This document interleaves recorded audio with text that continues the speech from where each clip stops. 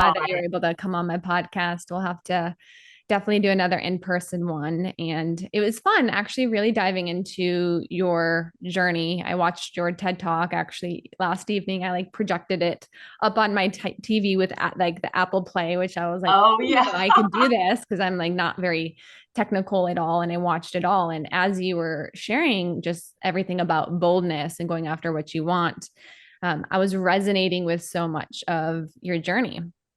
So much of how you talked about, you weren't the smartest, the prettiest, the person that a lot of people would think that would be successful, but you were the girl who went after what it is that you want. And I was like, that's what I say all the time. Like that's always what I'm speaking to. So I would love to dive in today, everything that you talk about when it comes to creating boldness, because something I also talk about quite a bit with my ladies as I do business coaching is I don't feel like, I mean, maybe you're different, but I don't feel like it's that hard. And it hasn't been that hard for me. Like there's been hard moments, of course, like there definitely is. But I just decided that I was going to go for it and I didn't stop. And then eventually I got it. So some people may be like, that's not very relatable to say it's so hard. And I'm like, well, you know what? I feel like the belief that it is hard and that it has to be hard is the reason as to why we sometimes don't go after it. And like I said, I'm not by any means saying that I haven't had hard moments, but I think one thing that I've always had is just the ability to say, all right, I can't rely on my smarts. I was terrible in school growing up. I was actually in remedial classes and I had to just rely on my discipline. And I learned over time with my background being an athlete that if I worked hard enough that I could get it regardless. And that's what's really made me successful. So I just wanted to say I related to your story so much and I'd love it if you shared it, but also talk a little bit about, boldness and where that was really cultivated in you. Well, thank you. I appreciate that actually. It's interesting because you say, I think everyone has a different threshold for hard, right? Like what's hard to you may be very different to what's hard to me or someone else. And I think, in our heads, we always think something will be harder or more difficult or more horrible than it actually ever ends up being, right? And so that stops us from even the attempt or even trying. And I think the other thing that stops a lot of us is the notion that we have to have the skill set to do a certain thing, or we have to have the talent, or we have to have the looks, or we have to have this, that, or the smarts. And, I kind of try to turn that on its head and be like, to be honest, you don't need any of those things. You don't need to be that smart. You don't need to be that pretty. You don't need to be that good, actually. I think what it really takes is being bold. I think boldness is the secret sauce that takes you to the finish line. And that's the thing that most people are scared to do. So my whole message and premise is if I can get somebody to be brave, to be bold for like 1 minute, right? Their whole life can like literally change. Because like anything, the more you do something, the better you get at it. And you don't have to be bold. And that's my point. Like, I think people think you're either having to be born this way or not. And that's actually not true either. I think there's all these myths that we live by.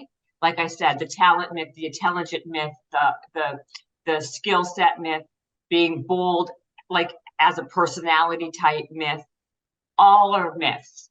Anything you want, you can learn to get better by going through it. And to me, boldness is a skill. Like if you want to get better at tennis, if you want to get better at Spanish, jiu-jitsu, whatever it is that you're trying to do, how do you do it? You got to go through it and practice. And that's the same thing with being bold. You just got to practice it. And what set me apart from a lot of people that, I went to school with or grew up with, or I see even today, who are way more, everything than I am, is that like I built a thick skin and boldness muscle where I just don't care and I'll just go and try again until I get that thing. And even if I don't get that thing, another opportunity will always present itself based on the fact that I went through the process. So like, to me, it's a win-win either way. Either I get it or something else will happen because of that. And that's how I live my life. And I've always like, I decided early on, I shouldn't say always, but I decided early on to live my life that way. And you know, and that's what I do. And I try to teach, and I wouldn't even say teach. I try to instill or inspire other people to do the same. Yeah. I love that. With boldness, was it a moment that you felt like it all clicked for you, or was it something that you feel like just with little wins over time that Both. you I think cultivated? it was little wins over time for sure. I mean, if you watch my TED Talk, you know the Mm-hmm. Keanu Reeves story, which is a long story, and people can watch the TED Talk Yeah, and they can it's get the whole awesome. thing. Thank you. And that story was that was a pivotal moment Mm-hmm. where I learned really early on that you know, you just sometimes have to ask for what you want, and you could be very surprised at what the outcome is. But I would say that before Keanu Reeves, I was already practicing my bold muscle. I was already doing things little by little that were pretty bold. So when that opportunity came along, it was just another thing that I was trying to get, right? And it was just something that basically like put the nail in the coffin to like, see, if you just do this, you Mm-hmm. never know. Um, and people can practice. And then I know the question is like, how do you practice being bold? And I think that how you practice being bold is start asking for the little things in life. Mm-hmm. And because if you can't ask for those little things in life, you're never going to be able to ask for the big things. And I'm talking in every area of your life. I'm talking personally and professionally. And I think that once you get comfortable with the ask of those little things, it gets much easier to ask for the bigger things. And, you know, I've noted, you know, a lot of this is, a lot of it, when I talk about, it's not rocket science. It's a lot Mm-hmm. of it's observation and trial and error on my own life, right? I mean, I think a lot of times most people tend to acquiesce to what's in front of them. Like they'll accept whatever's the good enough, like whatever's available, whatever someone gave them, whoever asked them out, they'll just go out with them, end up having married to them, take the job that was, you know, it was available. So they end up working a job that they're not really crazy for. They end up like, you know, everything becomes the path of least resistance, basically, right? Yeah. And I don't want my life to be the path of least resistance. I want to be someone who like self actualizes and lives my life in a way that is designed and curated for how I want to live. You only go around once. So is that how you really want to live your life? Because it was like the easiest thing to get, and like therefore you're going to live at a mediocre 50%. I'd rather chase what I wanted, and chase what I want, not just like take what I get. And that's what it's about. That's what my book is about. That's what my life is about. That's what my philosophy is about. Yeah. I like that you said a willingness for trial and error, because I think, most people aren't even willing. And like that's the first step, is like they're not willing to have the error part. Like they're like, I'll try. And if it doesn't work out, like I'm going to quit. Right. And I think for most successful entrepreneurs, and everybody's talking about success, right? And I was writing a piece of what I'm going to be talking about here coming up, but really the equation, I feel like for me, I like dumbed it down when it came to like getting what it is that I wanted in life. Like one, it was knowing exactly what I wanted, like having a vision of it, because the opposite would be, I don't know what I want. I just want to be quote unquote successful. So it's like, Mm-hmm. what is your definition of success? Number two was finding somebody actually who had a template for what it is that I want. And how I was able to really grow my business is I did some trial and error, of course, but how did I really avoid a ton of trial and error? I found somebody who had what it is that I wanted to create. And then I invested. I took that risk and I paid them to help me create what they had. And then I would say three is, taking massive action. So the opposite would be procrastination. And then number 4 is, slow to pivot,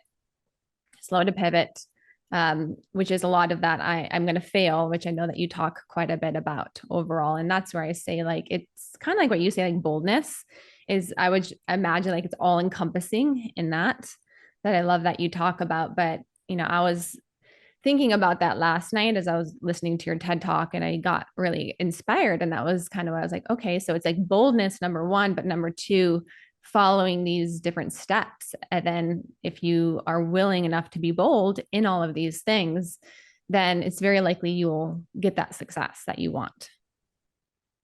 Well, I think what you said, what I resonate with is it all comes down to action and hard work. There's nothing that will ever take the place of old-fashioned hard work. Mm-hmm. I'm not someone who's going to be that believes in like manifestation, putting something on a whiteboard and vision board and just hoping something happens. To me, like, that's maybe step 1, but then you have to like work whatever that is. And a lot of times, I feel that we're looking at the wrong, we're directing our attention to the wrong things, when really that it's usually the simplest thing is just start doing, right? Like, just start doing. Doesn't matter what it is, but like something in motion stays in motion. Something stagnant stays stagnant. You can outthink and overthink your way out of doing and end up doing nothing, right? And so the idea is that it doesn't matter if I've pivoted my career a million times, right? Like I zigzagged. It looks like a Rorschach test. I'd be committed in an insane asylum if someone looked at my stuff, right? Like, I get this question so often, like, what do you do? Like, how do you describe yourself? And I never know what to answer, because I never put myself in one particular box. I just kind of think of something that I'm interested in, that I think I could be good at, and then I make moves towards it. Not like I have a direction. I don't even have a destination necessarily, but I have a direction, and I lead a lot with naivete and curiosity. Those 2 things are like the sisters and brothers of boldness. And if you can harness those 2 qualities and skill sets, also, like, you become bold.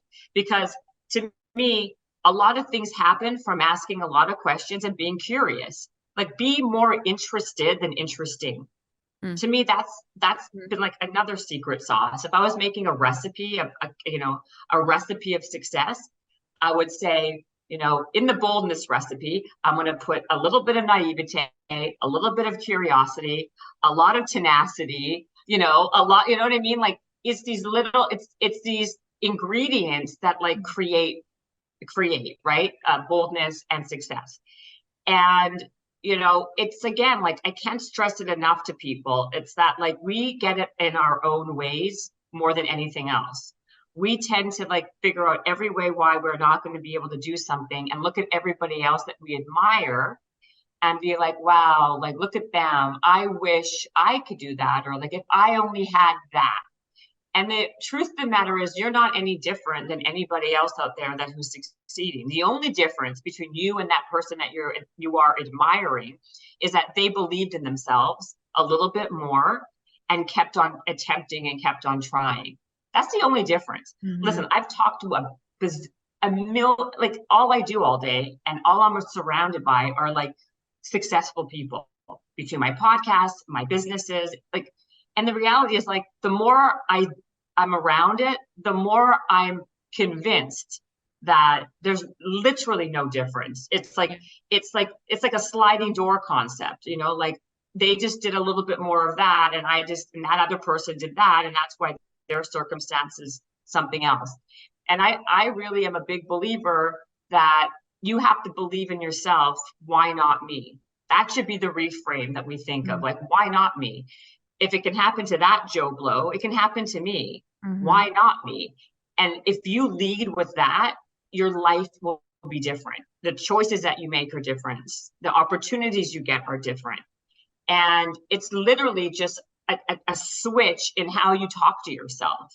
Mm-hmm. And I don't believe it's a person becomes, like, the circumstances of a person don't make a person. It's the person that makes the circumstances. Mm-hmm. Amen. For sure. I believe in that wholeheartedly. We're always creating our circumstances with everything that we do. And I think I even heard on, I forget where it was at, a podcast as I was diving into a lot of the work that you do. You said that it's actually more typical for the person who didn't do very well in school and academia. I would never say not as intelligent, because I don't think that's the only basis for intelligence. I didn't do that great in school, and I'm very intelligent in certain areas. But I heard you say that people who typically got C's were the ones who ended up being, oftentimes, not all the time, but more successful. It's 100%. It's 100% true. So, like, there's this whole thing right now. Well, not right now. It's like it's actually, like, factual that people's intelligence tops out after a certain place. Like, you can't be a total moron, right? But at some point, it's not the A+ academias that become the number ones, twos, or threes at companies, or the founders of these big tech companies. They usually become the number 30, 40, 50. But the people who have a lot of risk tolerance, they're really good at the really street smart, and they take a chance because they're naive. They don't think about all the things that go wrong. And that's usually the C students, because we had to work on all these other character traits, right? Like, I was a C student. I had to learn to be really resourceful and rely on a lot of different things than only my grades, which worked really for me in my later life, right? If I was the person that always got straight A's and I didn't have to work for anything, and everything just came easy to me, then you get this mentality that you coast through life. That's not what I do. On that. Yeah. You rely on that. It's like the prettiest girl in the school. They didn't have to work for anything. They didn't have to work for anything because they just knew that they were pretty and they would always just get what they wanted. It was the girls that were not so pretty that had to really work on their personality. You have a good personality. Yeah. And their sense of humor and all these other things, which then really worked, which really kind of like worked for them later on in life, right? Yeah. And, it's like all perspective, right? Like, all these things that we thought, like, we were hard on ourselves for when we were kids, ended up actually working for us later on, right? And if you only knew those things then, And that's what I think is so cool, interviewing so many entrepreneurs, right? Because they usually were that person. I was in remedial classes, and I remember my dad in, like, junior high was like, Rachel, if you don't start getting your grades up, we're going to have to get you a tutor. And that was, like, the most humiliating thing to ever think about, is, like, having a tutor to help me. So I was like, please, please, please give me another chance. But out of fear of embarrassment, I flipped the switch, not because I was like, one, I wasn't interested in the subject, but I didn't want to have that tutor and be embarrassed and all of that. But I learned through that, once I was able to get my grades up, to actually getting A's at this point. I was like, oh, all I had to do was really, like, try. And I definitely had to work harder than the average person. Like, for what would take maybe somebody a couple hours to study, it would take me double or triple to really learn the material. But for me, I know it developed this insane work ethic, and it developed this mentality of, like, okay, I may not be the smartest, I may not be able to get it immediately, but if I just do it long enough and I study in my own way, then I'm going to get it eventually. And, it allowed me to get good enough grades to get into a college like Baylor, to become a dietitian. But even in that school, I was like, I would always say I was just barely, like, okay, I made just good enough. Like, I was at the edge of, like, you can get led into this university. And that's how I operated. And now, I totally get what you're saying. So, like, for me too, with business school, right? Like, even though I was never a good student, I did go through school because, part of my culture, I'm Jewish, is very much a value of a big core value for the Jewish community is, like, academia and school, right? Like, and so I couldn't let my mom and dad, like, I couldn't let her down. So I had to, like, go to school, even though she knew I hated it. But anyway, my point is, I got myself into business school. I got my psych degree and my undergrad but I just made it. Like I just skimmed through, like, and it was because actually of extracurricular stuff. That's how I got into business school. And I got terrible marks. Don't get me wrong. I was like the worst. Like everyone else had to like carry me because you had to do all these like group projects. They probably all hated me because I was so bad.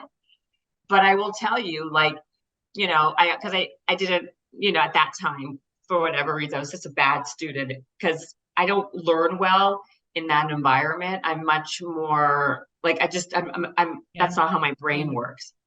But like I said, like what I had in spades was street smarts. Like I knew I had a high EQ, and I don't know if the high EQ is, a lot of times I find this with people that when you're really bad in academics, you have a higher EQ. Like the other stuff is it's like pronounced, like when you have one sense that's weakened, another sense kind of is higher, or it's because I had to work at it so much because of the fact that I was so bad on the other end.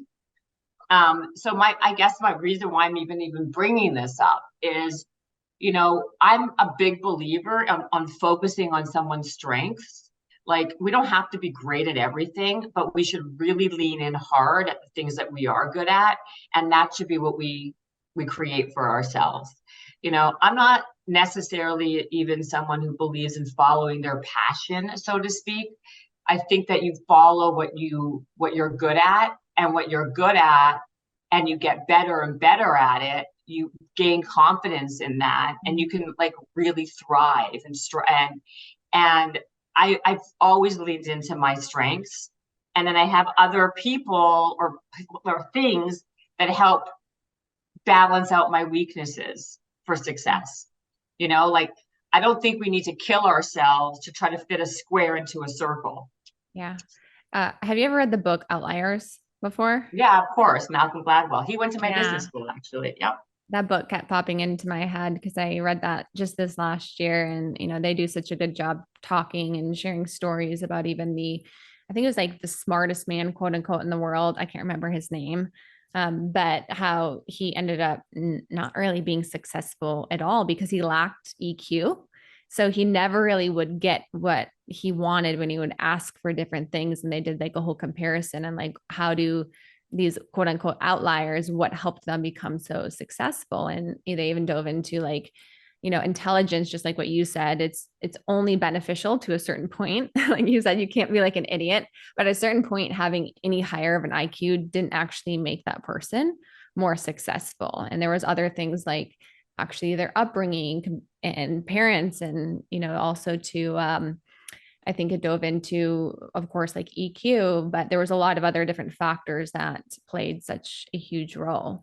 But anyway, yeah. I know the book very well, and I think that anything caps out. I think also for happiness, right? People think that money and happiness, if you make enough money at a certain point, the amount of money, is capped. You're not going to be any happier with another 100 million. Like they say, actually, it's quite low. Like if you're making $75,000 or $100,000, that person is not going to seek any more happiness than someone who's making $10 million. Like, I don't think that the correlations of these things that we stress to be so important is actually much lower than what really is. Yeah. And that's why I'm not a huge fan of academia. And I think I've even thought a lot about like putting my kids through it and not necessarily requiring it, like for them to go to university and all of that, just because there's so many other different avenues that you can really be successful in. But I'm curious. So kind of switching here, fear. Let me say something. Let me just say something about that. Actually, that's something I don't think I agree with, and I'll tell you why. I think going through the process of school is really important for a kid, like for somebody. Like I think what I got out of it forced, especially someone who doesn't like it, or just like the high school or both. No, I'm talking about like college or whatever. Okay. And I'll tell you why. I think that it's the ancillary benefits that you get from it, because number one, putting yourself through something and accomplishing it, especially when you don't like it, especially when you're not good at it, gives somebody a sense of accomplishment and a sense of confidence. So that's the first thing. And the second thing I think is that it tells the other people, like psychologically, I think there's a lot of psychological things on this, that that you're able to finish something. So I think that there's a lot of benefits. I don't think the correlation between academia and actual success is there, but I think personal success, personal accomplishment, personal achievement, which can help you in other ways in life, is there. Does that make sense? That does make sense. And I respect that 100%. You know what I mean? I got a lot of benefits. I got most of my benefit through my own research and actually just like getting into the work and then even becoming certified in functional medicine versus what I got through, my didactic and becoming a dietitian and getting my bachelor's in that. But I will say like there was a lot of great, I think just like real world, not maybe real world, that's not the right word. Just a good experience that I got from it. Even though I can't say I necessarily learned a lot that attributed to my no ultimate. I don't remember a damn thing I learned. I honestly not a thing. I don't know what, if you said to me right now, just give me 2 things that you got out of business school, I can't remember them. But I will say, anything that helped with entrepreneurship actually in business school? No, not really. I can't remember if it was because I blocked it out. No, I don't remember. But I will say the one thing I did get out of it was a sense of accomplishment. Yeah. That like I actually did it. That even though I didn't want to, or I didn't like it, or it was really hard, I did it. I finished it, and I did it even when I didn't want to. And so I like to tell my kids all the time, like you have to do things in life that you don't want to do because it will benefit you in other ways you don't even know. And to me, that's what it did. It gave me a sense of accomplishment. So when I walk into a room, I don't care if they know or not know or whatever, I know. And so that helps you hold your head high for yourself, for your own sense of self. And also alumni. You meet people that you otherwise may have not met who help you. And you go through these experiences with people that really bond you, and they can help you in life in other ways later down the road. Yeah. So I think I would say I got that out of school. Yeah. I'm not very connected with a lot of my alumni. It's probably not my area that I stayed super connected with, but it also is a great dating pool. It was a great dating pool because it's like, otherwise you're in just like a giant city, and like being in a area with a bunch of young, mostly single people that are your age, like there was a lot of benefit to that. Yeah. I'm not advocating or promoting like go to school. I'm just saying like there are benefits. Like I have not obviously, but I have 2 little kids. And, I hope they go to college. You know what I mean? I don't know, like, even if, like just for the sense of accomplishment that I think that they would get, Yeah, I can see that perspective 100% with what you're sharing. And I appreciate that. A bit about fear though. So I know a lot of people, I think the biggest reason as to why they aren't willing to be bold is because fear gets in the way. And I even think too with entrepreneurship, right? We're often at the beginning driven by fear, which I'm curious what it was for you. If fear was one of your biggest driving points, I used to deny it and say like, no, I'm not driven by fear. I'm driven by creating this incredible life, which I did want to create. But when I like really started to like get in and do the work, I was like, okay, there's definitely, fear that's really been driving it. So 2 questions about fear. One, what would you say was your biggest fear that helped propel you early on, or if there even was one?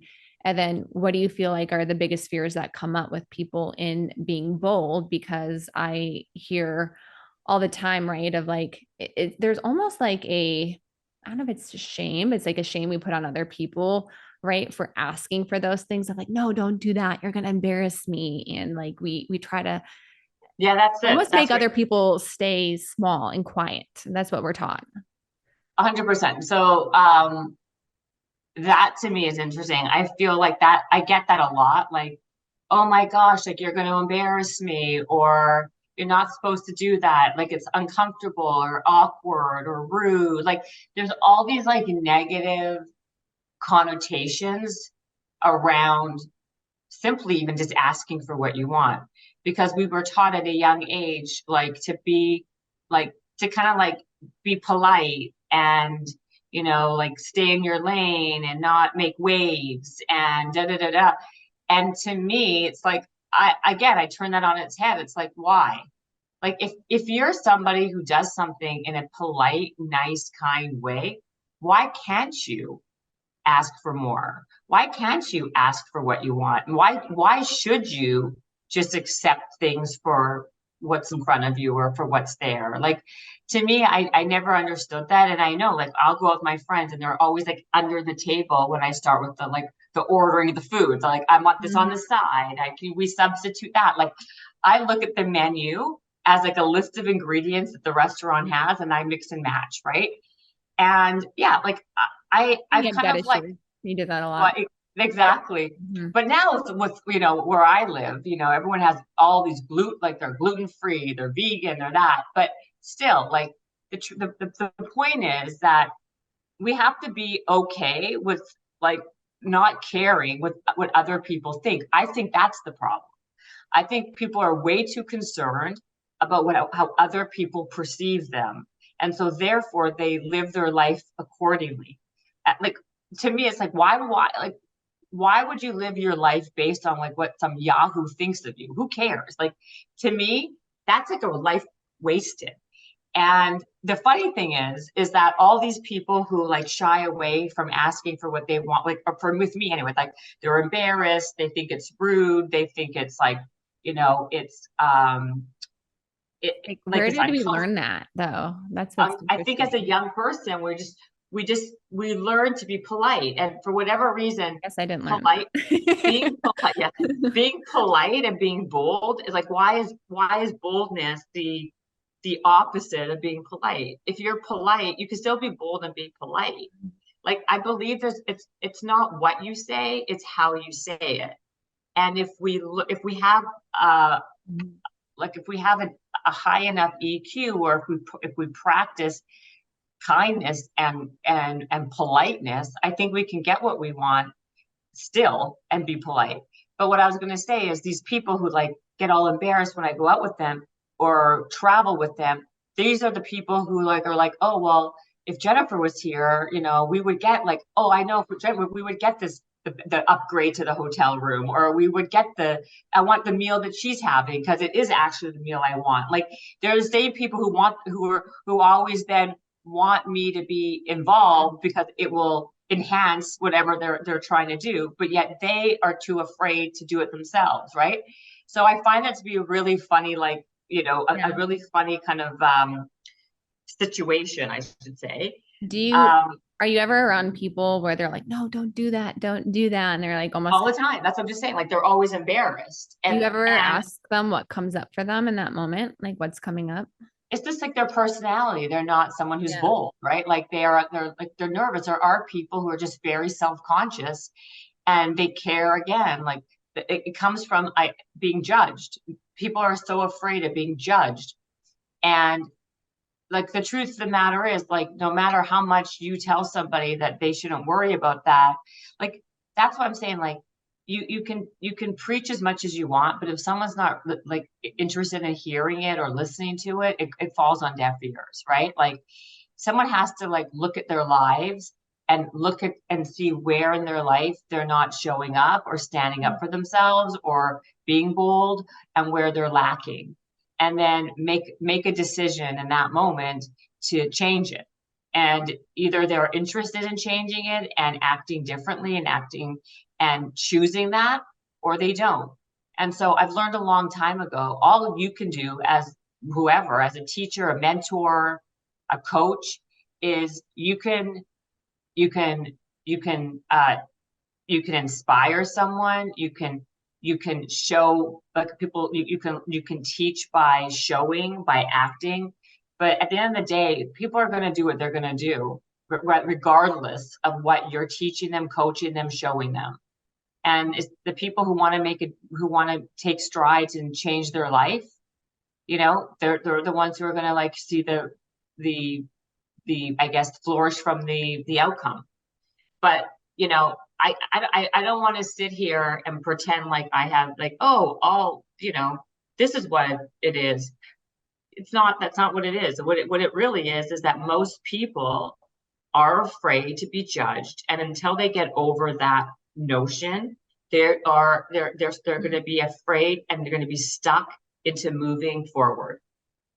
Do you find that there's certain areas in your own life that you're able to be more bold in, and then there's areas where you're like, this area in particular is hard for me to be bold in? So Yes. an example in my life is like nutrition and health. I can be very bold in that area. So like I suffered with a lot of gut issues, and health is just one of my core values. So when like I go out to eat in a restaurant, I have zero problem being like, hey, can you put the sauce on the side? Can you cook it in olive oil instead of canola oil? And like asking them to modify, do exactly what you do, where I look at the menu like as basically just a list of ingredients in the back, and I have a modify that, zero problem, because I value my health over making anybody feel uncomfortable at the end. But I can honestly also say that there's other areas that I can honestly look at myself and be like, ooh, you struggle to be bold in this area. So I'm curious if it's that way for you. Yeah, it's interesting. Similar to you, I obviously really value my nutrition. And so I will always ask for those substitutions and, all that, versus, offending someone. Because I think if someone gets offended by that, that's silly, right? So I would never, that's one of the areas. Professionally, also in business, I think I'm pretty bold.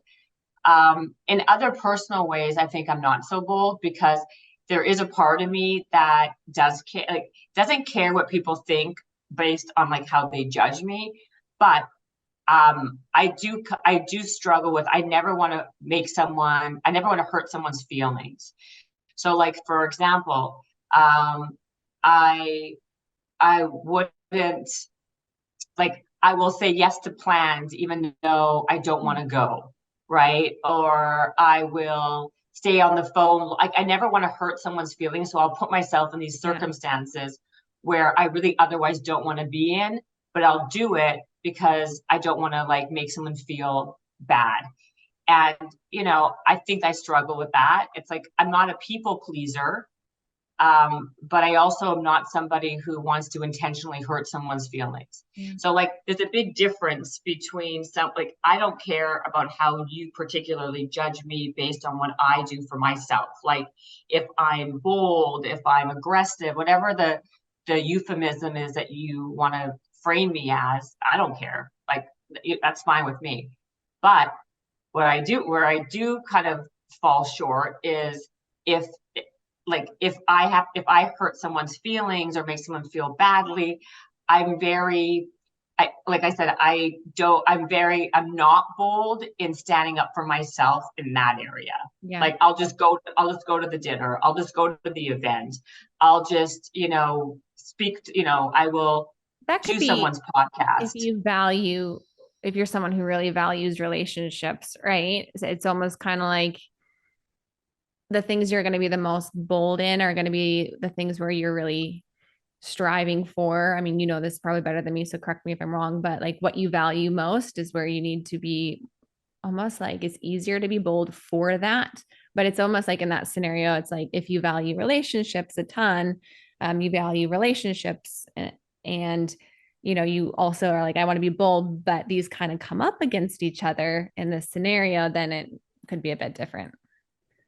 Yeah, I think that it's all about getting better than you were yesterday, right? Like, no one's perfect. We're going to struggle. Like, even in some areas, like, as much as I can say I'm so bold now, there are days where I don't feel so bold, right? Like, again, it's like one of these things where you have to be consistently doing something day in and day out to work to maintain whatever it is, or else it atrophies. And it's a work in progress. But if I can get somebody to look at their lives in a real way and see where they're, like I said, they're falling short in what they really actually want because of fear or because of self-doubt. And so they make even a 10% difference in change. That's better than zero. And so my my whole my whole platform is about just giving people some bravery and courage to do something tomorrow that they didn't feel comfortable doing today. And if I can do that for, for 5 people, one person, then I did my job. That's all. I don't consider myself a guru, an expert on anything. I think there's too much of those going around social media. Everyone today is a guru and an expert and a connoisseur. No, they're not. We're just all people who are like trying to make our way at, you're right. And if we have some wisdom or value to share, great. And if it helps somebody, even better. And so that's what I'm trying to do with my podcast, with my books, with my TED Talk. That's all. Yeah. That's what's also great about interviewing so many people. Because I know when I just got started in my journey, you put so many people on a pedestal and then you really get to know them in real life. And of course you still love them, but you're like, oh, they're just a normal human and they have quirks and there's things that they struggle with and they're insecure in and all of those things. And for me, that's been very enlightening because we tend to think it's only me. I'm the only one who struggles with these insecurities or these bad days or not being motivated. But in reality, all of us do. Most of us don't choose to talk about it because we're afraid. Yeah. And we also, we want to keep up a facade. And to me, that's also it's so dangerous, right? When you're just living a facade, like you said, we're all just human beings, trying to do the best we can, live our life, and I think with social media, it gets harder and harder. Because there's so much of comparison and look at that person and I'm not good enough. And that's the judging again. And that becomes a real a bad place to be, where it just is a spiral. Yeah. And so that's why I said, that's why it's really important for me to say that, I'm no guru, I'm no nothing. I'm just someone who is is basically doing a lot of trial and error and telling you what I've found with my life and with other people I know. Yeah. Oh, I appreciate the authenticity and even sharing that perspective instead of just being hey, I'm always bold all the time. And and you guys need to be too. Yeah, but no. you can say I've been able to achieve what I have because I've been bold. And I think that's what's so inspiring. Last question. Do you have any daily rituals or routines that you do to continue to cultivate the bold muscle? I know you've mentioned at restaurants asking for what you want, but is there any daily habit? Yeah, that's not a habit. That's a habit, but not a that's not what that's not a habit that I do daily. But yes, I'm a big habit hacker, habit stacker, I should say. I really rely very much on my routine because it does keep you on point. Because at the end of the day, productivity is so important. To be bold, to be successful, to be able to do a lot of different things, especially when you're a mom, you have a career, you have all these things. You have to have certain things. You got to be efficient with your time. And to me, the best way to be efficient with your time and be productive and have energy and do all these things and feel good, you have to get certain things done. So yes, I think that and you'll appreciate this because you understand this, exercise and working out is priority number one. That's a non-negotiable. I never understand when people say I don't have the energy or I'm too tired to work out, because to me, if I don't work out, that's when I have the least energy and I'm the most tired and I have the most brain fog. So I've never heard anyone ever say too bad I did that workout. No one's ever regretted the workout they've done. And so the first thing in the morning is I exercise, I move my body, I sweat. It more for anything is for my cognitive ability. It gets my mind right. It helps me with my mood. It helps me with my energy. It helps me with my focus. And You do that right when I you wake up, or do you do anything prior to that? I do a couple of things. I mean, I drink room temperature water with lemon. I drink a humongous glass of that, and that's just like to get like hydration in and to get my. I'm not a good water drinker. I hate it, so I put these things in place where I make sure I get the water in, and that's why I get there. I get at least 2 or 3 cups right there, 3 glasses. And also it like cleans up my system. So there's that. And then because I have kids, I make my kids their breakfast and their lunches, and that. And then I eat the same breakfast every single morning for like 30 years or like 25. And then I go to the gym. And then I work out at home or whatever. But usually and that to me is usually, 30 to 45 minutes. And then I start my day. Like, I don't like to have meetings before then. I don't like to have phone calls, Zooms, podcasts, nothing, because I won't be at my best. Yeah. And if I don't get that workout in, you don't want to be around me anyway. So that's a big one. And then, and then I have like routines, like I use this red light. I take my supplements first of all. So I take like a Tru Niagen, which is NAD. Do you know what Tru Niagen is? I know NAD. Okay, well, it's Tru Niagen. I take that, which is an NAD supplement. It's a precursor. It gets your body. I'm a big longevity person. Like, I'm all about like longevity and hacking and all that other stuff. So I take supplements. That's one of them. I take a vitamin D supplement. I take this other thing called green fats right now, which is like it's good fat for your brain. I take a whole bunch. And I'm a big sauna. I have a cold plunge and I have a sauna that I'm looking at. And that's the best, the hot cold. The hot cold. But I now have this new one. Have you heard of the Therasage sauna? It's the portable one with the red light. Like, it's in my office. I'd show it to you. But it's basically what I've been doing recently, actually, as I've been sitting in that for 15 minutes, and then I work out. Like, I activate my body first, as opposed to using it for recovery. I've been doing the opposite, and then at night I'll do like another session if I have time. And then I'm big, but yeah, and then I do the hot and cold.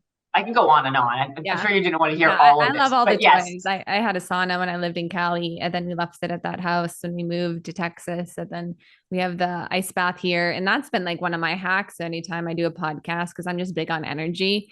I'm like sitting on my computer all day. And I'm like, it's like the most energy depleting thing ever, like sitting and staring. So I'm like, okay, I need to go create energy. And because I used to put so much emphasis on like having everything like ready of what I wanted to talk about. And I just learned like, okay, if my energy's there, it's good. Right. So I'll typically do like I call them my little espresso shots, like maybe like a 1 minute ice bath, jump out, like lay in the sun a little bit, and then do some like push-ups, some pull-ups. And then I'm like, all right, I'm good. Let's jump back in. And I started to like do that intermittently, sometimes throughout the day, especially if I have a lot of like, meetings, podcasts, things where I need to be high energy on. Does it work?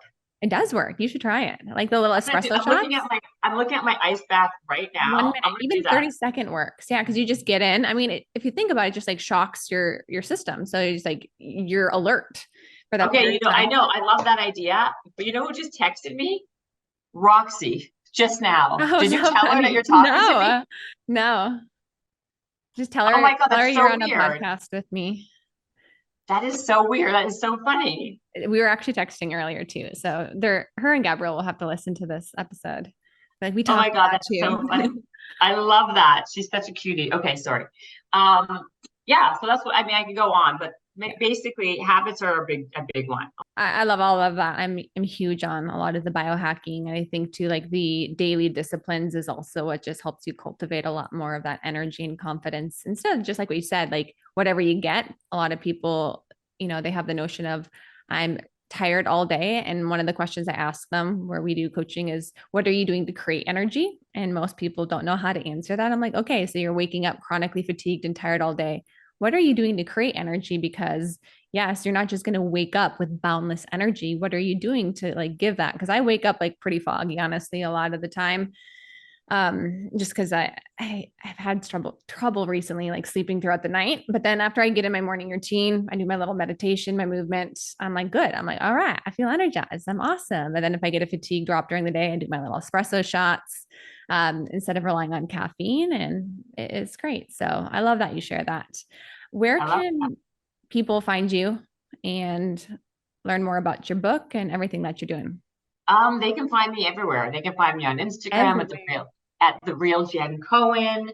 They can buy my book, Bigger, Better, Bolder, on Amazon and or wherever they find books. They can listen to Habits and Hustle, my podcast. They can subscribe to my free newsletter by going to jennifercohen.com. All the things, Rachel, all the things. All the things. We'll have all of those links in the show notes. So all you got to do is click above and go to any of her links. Check out Jen, check out her book, especially if you want to learn how to be more bold in your life. But everybody's call to action today is next time you're eating out, ask for what you want. Yeah, Ask for dressing on the side. Ask for dressing on the side. Well, thanks, Jen. This has been an amazing podcast, and I'm glad we got a chance to connect. Me too. Thank you for having me. Thanks, guys.